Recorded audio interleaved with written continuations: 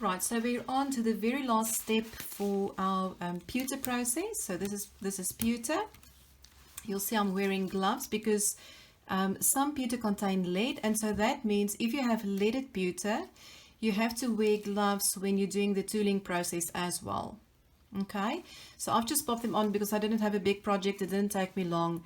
But for the patina process, you want to wear your gloves, and you want to make sure that you keep your patina away from your tools. It is very corrosive, so if it comes into contact with any of your tools, it'll rust them, and just yeah, it's just very abrasive. So just keep that in mind. Don't let it leak on anything.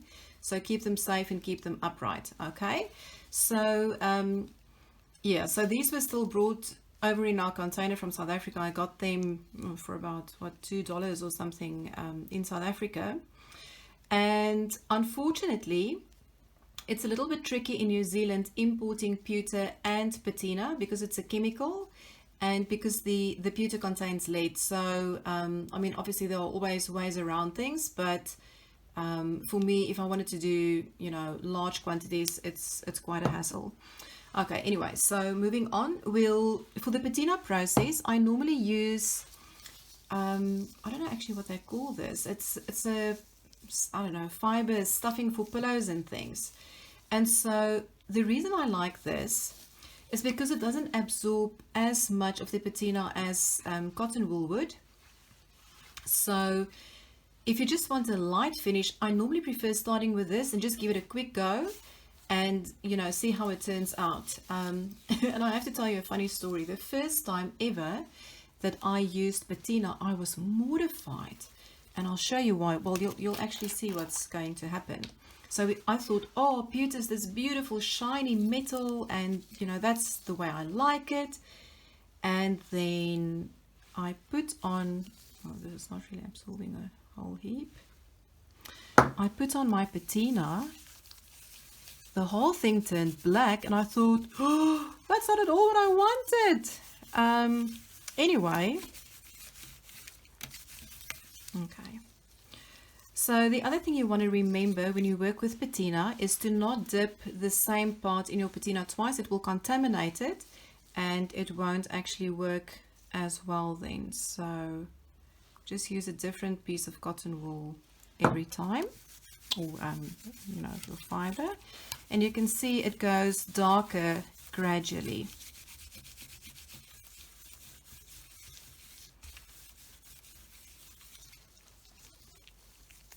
I might throw that one out, and I'll show you what happens if we do it with cotton wool, because it absorbs quite a lot of it. And so, I mean, this is, again, you know, there's so many things in this process that's absolutely personal preference. So find what works for you, find what you like, and just roll with it. Just have a play, try the techniques out, see which tools you prefer, what works for you, and just take it from there.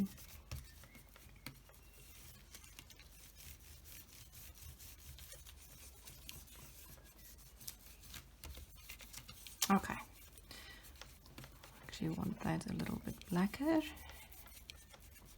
or more black. What's the correct way of saying it?